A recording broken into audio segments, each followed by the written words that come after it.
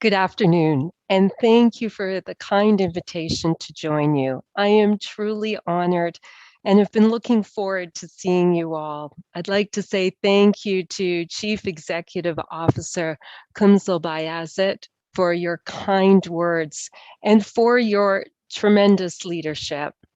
Before I begin, I would like to thank Dr. Nikki Woods and the TIER team for this kind invitation, and Dr. Daniel Andreae for his commitment to education, lifelong learning, and impact. And I would like to recognize all the tremendous award recipients. Many congratulations to you both. I would also like to express my sincere thanks to Dr. Kevin Smith and the entire University Health Network. Dr. Smith fought tirelessly throughout the pandemic. He advocated for you, he championed your issues, and his tremendous efforts made a real difference. Thank you for all you did, Dr. Smith, when the world wasn't watching. And thank you to all of you, doctors, nurses, healthcare professionals, and scientists who work tirelessly and continue to do the critical work to protect the health and safety of Canadians. We owe you our gratitude. We should all be very grateful for your incredible service and achievements, and your work should be a source of immense national pride. Going forward, I look forward to following how you and your colleagues continue to push the boundaries of discovery and innovation in medicine and health sciences. Now, let me take you back in time. In 1918, influenza spread around the planet. It infected about 1/3 of the world's population and killed at least 50 million people.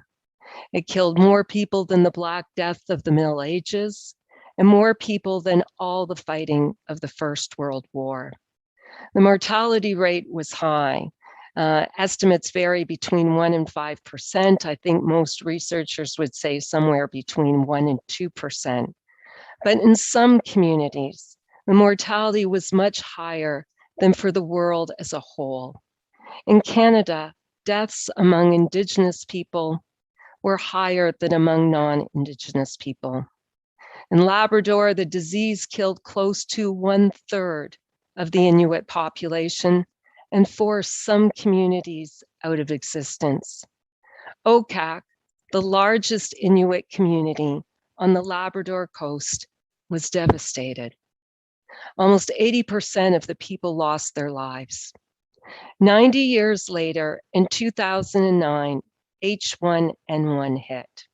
In the first wave, Indigenous peoples accounted for almost 30% of all hospital admissions and almost 20% of deaths. Yet they accounted for just 4% of Canada's population. 10 years later still, COVID-19 hit. There was a concerted effort to work in partnership with First Nations, Métis, and Inuit peoples. Resources were committed. We can argue whether they were enough. Vaccines were prioritized. While communities are adaptive, resilient, strong, many continue to face challenges that made them vulnerable to previous pandemics. Last month, COVID-19 cases on reserve were 4 times that of the general Canadian population. Race matters when it comes to COVID-19. In the spring of 2020, Ontario COVID hospitalization and ICU admission rates were 4 times higher in the most diverse neighborhoods. In Toronto, roughly 80% of infections were in racialized populations in the summer of 2020. the fall of 2020, and the spring of 2021. Collecting data in itself won't trigger change. It simply means information was collected and possibly collated. Telling a story in itself won't lead to change. Information must be used to improve lives. COVID-19 has shone a light on injustice and inequalities that had been ignored for decades. Friends, it is time to build a better future. This is not a job for just some of us. This means all hands on deck, each of us working to improve where we live, work, and play. This is a job for all of us, for the benefit of everyone, and for a better future. Like you, I come from science. I come from research, and I love discovery, exploration, and investigation. Many years ago, when the world was not focused on pandemics and pandemic preparedness, I wanted to find the cause of the 1918 influenza. I wanted to test our current drugs against one of history's deadliest diseases, and I hoped we could make a flu vaccine that would be effective against the virus and any mutation of it, should it ever return. I had found diaries detailing the deaths of 6 young miners who had died of the 1918 flu and whose bodies were buried in the permafrost. It was my hope that the frozen ground would have preserved the bodies and the virus. I led an expedition and a team of 17 world-leading male experts from Canada, Norway, the United Kingdom, and the United States to the Svalbard archipelago, a group of islands lying between Norway and the North Pole. It took 6 years to plan the expedition. 2 years were spent on getting all the necessary permissions, a year on ground penetrating radar, and 2 years were spent on developing the biosafety protocols, which had to be approved by the National Institutes of Health and experts around the world. I was 32 years of age and a woman leading an international expedition of senior men from geology, geophysics, medical archaeology, medicine, microbiology, pathology, and virology. After the expedition, I wrote a book on the research and lectured around the world and helped industry, business, and organizations prepare for the next pandemic. I know science. I come from research. And like many of my colleagues in science, I faced very real challenges while at the university and during the expedition. Expedition team members asked me how I wanted to be treated, as a woman or as a scientist. A fellow faculty member once shot a question at me during a staff meeting. When did I plan on getting pregnant? And later, when I asked my university president why I was being paid in the bottom 10th percentile of professors in the university, I was told point blank it was because I was a woman. Instead of working to fix the injustice, he told me that I was an outlier. I was wrong and that I didn't belong. I faced many more instances of sexism. It was hard. We lost talented women. But what was harder still for me was how young women coming after me were being treated. One professor asked, semester after semester and year after year, that the women stand on their first day of the class he taught. All dutifully complied, as they figured they were part of some sort of an experiment. He then asked that they take a big breath. And after their chests inflated, he thanked them and asked them to sit down. In just 1 minute, he had degraded half the class, an eager group of young women in their very first week of university. How dare he? And where was the anger across campus? Stories like these are hard to hear, but they are not just stories. They are about people who are our colleagues, friends, and students. Experiences like these make us uncomfortable, and they should.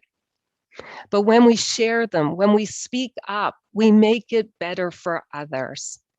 And because of examples of sexism, like the ones I shared, I have spent my adult life fighting to make science better, to invite all people into the classroom, the field, the lab, into the president's office, and into parliament. Women, Indigenous peoples, racialized people, persons with disabilities, the LGBTQ2 community, and of course, recognizing the intersectionalities that make people who they are. And because I am a scientist and a woman, I draw many of my examples from women in science, as this is my experience. Others are best placed to talk about their experience. For much of my academic career, I felt there were two very different conversations taking place when it came to talking about women in science. There was the main conversation, when men were the majority in the room, and it focused on remembering that academia is first and foremost about excellence, but also acknowledging, and I quote, just how far women had come in science. Let's take a moment to pull that message apart. Think about it, analyze it. It says that because academia is about excellence, we must protect the status quo in order to maintain that excellence. The fact that we have fewer women is not a problem because we must prevent diluting excellence. The underlying message, somehow women are less excellent. And for far too long, women's voices in science were seen as unnecessary and unwanted. Women have come a long way, but it has not been easy. Women were systematically excluded from medieval and early modern universities. Women were kept out of academic societies from the 17th to the 20th centuries. Even double Nobel laureate Marie Curie was refused acceptance into the Académie des Sciences. And physicist Lise Meitner initially received no pay, no washroom, and ultimately no Nobel Prize, despite 48 Nobel nominations in chemistry and physics. Clearly, things have improved, but there is still a long way to go. In 2018, Canada's very own Professor Donna Strickland became only the third woman in history over a period of 117 years to be awarded a Nobel Prize in physics. Her tremendous achievement inspired people all over the world, but it was quickly revealed that she was an associate professor and had not been promoted to the highest rank of full professor, which comes, as you know, with a salary bump and other perks. Women professors quip that men expect to make full professor, women need a Nobel Prize, and then maybe. There is a systemic problem. After more than a century of Nobel Prizes for the world's best scientists in chemistry, medicine, and physics, there have been only 19 women and not a single Black person. That data is from 2019. You will remember that Dr. James Watson drew global criticism with reprehensible race comments.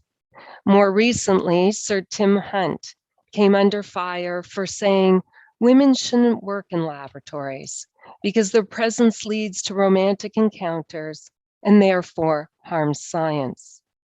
Hunt said, you fall in love with them, they fall in love with you, and when you criticize them, they cry. Women scientists rightfully hit back on Twitter with comments using the hashtag distractingly sexy, while showing their work in cell cultures, coding, environmental engineering, and the list goes on. If this is what is said publicly, what is said behind the scenes? Who is chosen to work in labs? And what treatment must they endure? I talked about two very different conversations about women in science. The first when men were the majority in the room, and a secondary conversation when men were not present, when women spoke among themselves about their hurt, the microaggressions, the underattention, underemployment, underfunding, and underpayment. The fact that they wanted both a family and an academic career, and that they had wanted to talk out against a colleague who had harassed someone or a policy, but felt silenced because he had tenure or because that's just the way things are. The journal Nature sums it up best. Science remains institutionally sexist. Despite progress, women scientists are still paid less, promoted less frequently, win fewer grants, and are more likely to leave research than similarly qualified men. When I was appointed Minister of Science, I had the mandate to serve the science and research community, the community that I am proud to come from, and to be your voice and to fight for you. I had 4 overarching goals: to return science to its rightful place in Canada, to adequately fund research, and to ensure that science and research could never be undermined again. For 4 years, I worked hard to back up those words with actions.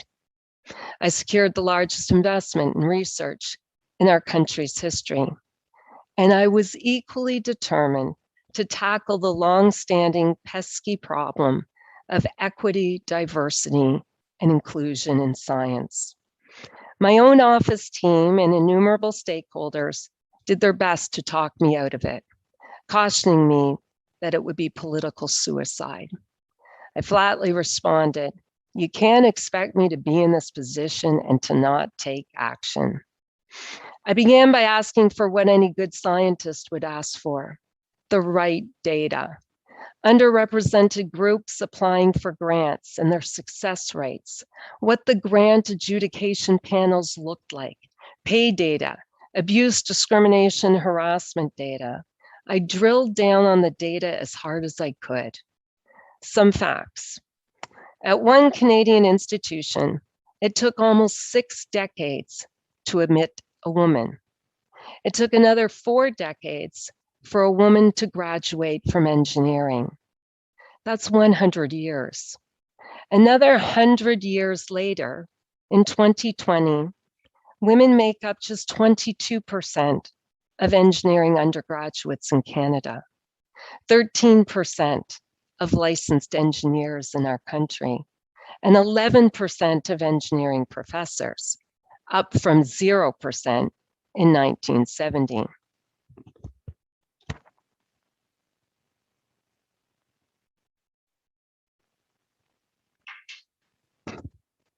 In stark contrast, the percentage of women employed in the country increased by a staggering 100% in 6 years during World War II, only for it to drop precipitously shortly thereafter.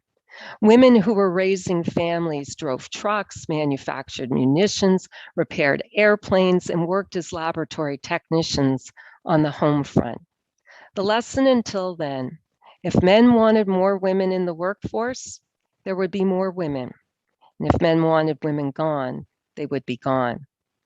And when the data I asked for didn't exist, I insisted that it be collected so that we could measure progress over time in a consistent, reliable fashion. And I listened. I traveled across the country, visiting university and college campuses, hospitals, and important research facilities. There were stories of discrimination, harassment, neglect, and people leaving science. Indigenous researchers talked about tokenism and cultural extraction, as opposed to knowledge sharing and exchange. As a result, I launched a dialogue with Indigenous researchers and a new research program. Researchers with disabilities were not only excluded from the classroom, conferences, and labs, but also discussions of diversity, and inclusion. More than one early career researcher told me that he left science because he was tired of hearing, and I quote, "Gays do not belong in the hard sciences." Women repeatedly told me that they struggle with whether to choose an academic career or have a baby. One woman even told me about the months she spent wearing a large lab coat to hide her pregnancy for fear of losing her job. Let me be clear. You should be able to have both if you want both. And it's our job to put in place the necessary policies to allow people to be parents and to succeed in science. And that's why I extended parental leave from 6 months to 12 months so that our researchers can choose both a family and a research career. Inequalities reduce the talent of the scientific workforce and poison scientific culture, science culture. It's not enough to collect data and lived experience. Information must be used to improve lives. These lived experiences are hard to hear. They make us rightly uncomfortable. But speaking out makes things better for colleagues and students and paves the way for the next generation. One leader poignantly brought home the fact that the further from the perceived norm, the harder the journey in science. She drew a normal bell curve and asked, "Who is an astronaut?" She repeatedly pointed to the top of the bell curve. "He is a man. He is most often white. He is usually from Europe or the United States. He usually speaks English or Russian." She then drew a line away from the very top of the curve down to the bottom and said, "What if you are a woman? What if you are not from Europe or the United States?" She asked, "Have I made my point, or should I continue?" One person said, and I quote, "I am Black, gay, and I have a disability. Do you have any idea how hard my path has been?" In 2019, Professor Melinda Smith, the inaugural Vice Provost of Diversity, Equity, and Inclusion, the University of Calgary, undertook a case study to examine whether a sample of Canadian universities were delivering on their commitment to equity, diversity, and inclusion. What she found was that the leadership remains largely white and male. Board chairs were almost 86% white and 57% male. Only 7% of chairs were visible minority women, and none were an Indigenous person. Chancellors were 100% white and 73% male. Presidents were 80% white, 87% male, and their executive leadership teams or cabinets were also 90% white. We have to get out of the mindset that the incremental change that has been slowly happening is acceptable, that more change is coming, and that it will simply take more time. The reality is that there are people who have been knocking at the door and hoping to be let in for a very long time. And even when they are given a seat at the table, the treatment has not always been warm and welcoming. Millennia, centuries, and decades-long inequalities will not change simply because we graduate more graduate students, more PhDs. Colonialism and slavery cast long shadows. Millennia of patriarchy continues. After looking at the data and hearing people's lived experience, it was very clear. Incremental change was not working in science. It's not working in the broader world either. The 2021 World Economic Forum report estimates that it will take over 250 years to close the economic participation and opportunity gap. If the average time span between generations is 25 to 35 years, that generally means 3 to 4 generations every 100 years. Assuming a similar rate of generational change over the coming 250 years, that would mean 8 to 10 more generations of economic inequality. It was time for me to speak up and out and, quite frankly, light a fire. I started to address underrepresentation in science in Canada. I began with our prestigious Canada Research Chairs program. For 20 years, there had been multiple warnings about the inequity in the Chairs program, without consequences. I gave our universities 2 years to meet their mandated targets, and if they failed, I threatened to withhold funding. The universities didn't just make the targets, they surpassed them. But please understand, this was only one research program. I needed to start a national discussion about representation in science. It was not easy. There was real pushback and backlash, and quite frankly, I often felt that there was a target on my back. On one particular tough day, one of the young women who worked with me said, and I quote, "I want to tell you a story that happened to me a few years ago. My professor kept emailing me. He wanted to take me to dinner. He made me feel uncomfortable. And one day I had to go to his office in order to get my final mark." She paused. "Nothing bad happened, but he made me twirl to get my grade. I did nothing wrong, but he made me feel dirty." I got past my tough day, and I worked with the civil service to put in place specific, achievable targets across research programs. But the goal cannot just be counting people. It was important to address science culture and environment. That is why I worked with the research community across the country, and together we created the Dimensions program, which is based on the United Kingdom's Athena Swan program. But our Dimensions program not only aims to address systemic barriers for women, but also and importantly, Indigenous peoples, persons with disabilities, racialized groups, and members of the LGBTQ2 communities, etc. As institutions signed on to Dimensions, I explained to faculty, staff, and students that I had left a gift with each one of their institutions, the charter, and that it was now up to people to hold their institutions accountable when it comes to equity, diversity, and inclusion. A new conversation is happening in Canada where we can talk about equity, diversity, and inclusion, like the important one we are having here today, because we stand on the shoulders of giants, thanks to numerous brave individuals who kept raising the difficult, thorny, and often taboo issues of equity, diversity, and inclusion in research over decades.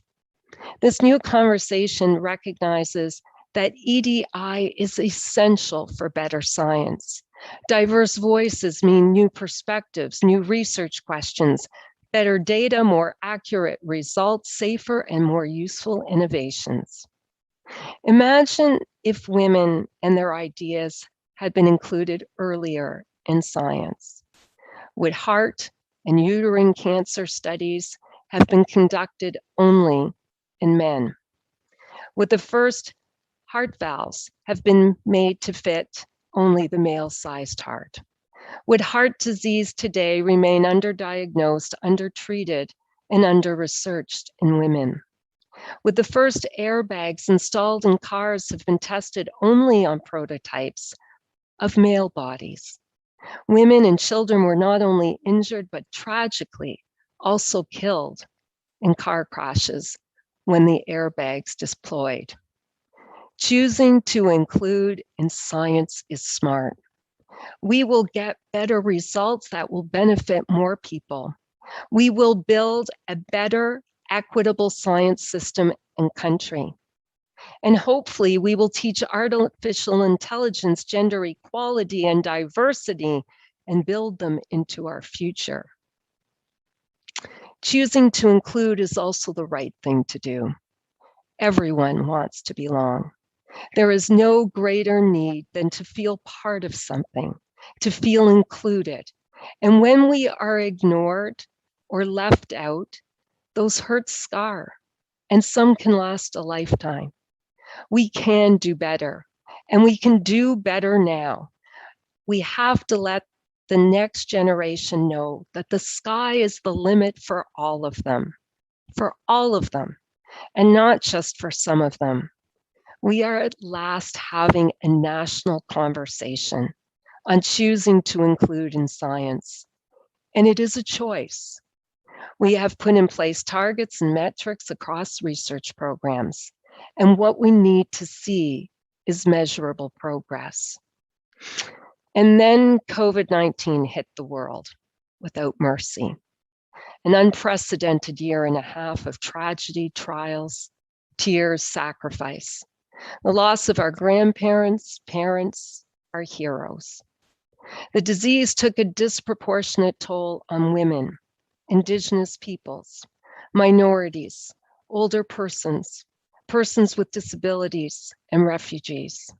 And let me once again take a moment to recognize Dr. Smith and UHN colleagues who, in addition to their regular work, volunteered in long-term care to save lives and did outreach to diverse communities. Progress on gender equality has been set back years.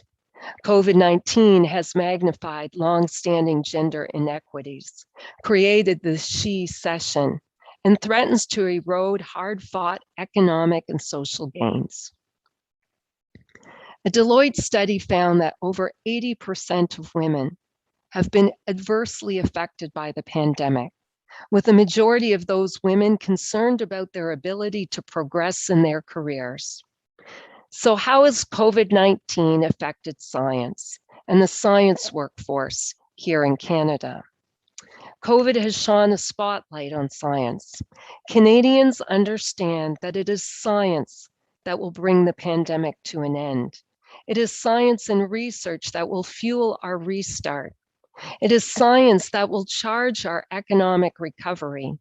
We must turn the recovery from the pandemic into a real opportunity to build a better future, a future driven by knowledge, forged by curiosity, and a quest for understanding. Let me be clear. Science, research, and public health cannot just be hot or on government agendas during the pandemic and the next few years. Rather, they require continual attention, nurturing, and support for a better future, environment, and quality of life for all. It is my hope that our new Science and Research Committee in Parliament, the one that you all helped advocate for, will provide that continual attention. The pandemic showed what we all know: the importance of funding fundamental research over many years and decades and being able to quickly move to apply that research. And friends, like all of you, I worry about funding. There had been no review of federal science funding in Canada for over 40 years until I commissioned the Fundamental Science Review. Can anyone imagine any other sector that not only had such little attention and oversight by parliamentarians, but also plays such an important role in driving innovation, economic growth, and a better quality of life for all Canadians? Germany continues to set the pace for research funding among Western countries. And Britain and the United States have made funding research an economic priority for recovering from the pandemic. And I particularly worry about early career researchers. If they can't get funding, if they can't get a foot in the door, what does this mean for the future of research? So, do we know how COVID-19 has impacted or is continuing to impact our science workforce here in Canada? Do we have the evidence on the nature and magnitude of the disruptions across institutions, disciplines, and across time, and how this is continuing to evolve. Who was laid off? Who was furloughed? What did the pandemic mean for part-time workers, sessionals, technicians? The list goes on. And who are in those roles? Whose research was stalled? Do we have data? Do we know the stories? What does the pandemic mean for career trajectories? What does the pandemic mean for the future of science? Prior to the pandemic, women's representation slowly increased over time, but that progress has been far from even across identities. Early data shows that the pandemic led to closed labs, increased workloads, increased care responsibilities, and decreased women's productivity. I heard repeatedly from women researchers who did not have access to childcare, had to look after children's heightened needs and schooling, and often had to care for aging parents on top of their jobs. Many researchers continue to raise the issue of scheduling meetings at the same hour they are getting children off to school or putting them to bed. Friends, this is such a simple fix. Women told me that the pandemic has made applying for funding, publishing, and achieving tenure harder. What supports were put in place? How did they vary across institutions? Did they meet women's needs? What does reopening look like? Was it what is prioritized? And does this create new disparities? These are important questions. I love science. I mean, I really love science. All of us care about research. We are insatiably curious. We like the intellectual challenge, and we like the opportunity to make a difference and to give back to society. And if we care about something, we work at it to make it better, to continuously improve it. But that hasn't always happened in science and research. For the first century of medical residency, 120-hour work weeks were normal. The prevailing attitude was residents needed to spend long hours with patients, up to 36 hours at a stretch, observing and treating the person and the progression of the disease in order to become good doctors. There was also a bit of, I did it, I survived, and if they can't, they should get out of the profession. There were mistakes, patients died, and good doctors left the field. History's most famous biologist, Charles Darwin, believed that women were intellectual inferiors who lacked men's capacities and capabilities. Normally a careful and thorough scientist, he failed to take into account the cultural and social norms that constrained women. Many women scientists today have complaints similar to their predecessors a century ago. Friends, the pandemic has poignantly brought home that we are one human family and that we are all in this together. Although tragically, the world has yet to deliver vaccines for lower income countries, and we risk repeating the disaster of the 1990s, when Africa had to wait for life-saving antiretroviral treatment for HIV. We know that the only way through the pandemic is for each of us to do our part, where we live, work, and play. It is time we each do our part to make science better. As we build our labs and teams, we work in our institutions, as we contribute to the broader research community, as we join in to build a better Canada. The pandemic recovery is our chance to leave behind generations of exclusion and inequality, to choose inclusion for the benefit of everyone, to build a better future. And it's all our jobs to inspire, to push, to keep our colleagues, departments, governments, our institutions' feet to the fire. So As we recover from the pandemic, we have a choice, and it is a choice. Think about what you will choose, what you will do that is personally different. I choose to fight bias and stereotypes. I refuse to let a damaging, insensitive, or malicious comment pass without responding. I choose to expose those who abuse, discriminate, and harass, and demand that those who are in a position to do something about it actually do their job. I choose to listen and dismantle systems that stand in people's way. I choose to find and honor those scientists whose achievements were ignored in their own time and that were erased by history and ignorance. I choose to ensure that any lectures I give include both the mothers and fathers of science, as well as cutting edge, diverse researchers across all genders.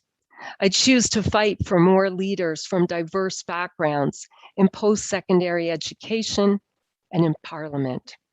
And I choose to see infinite possibility and foster natural born curiosity. I will finish with one question. What will you choose to do? Thank you.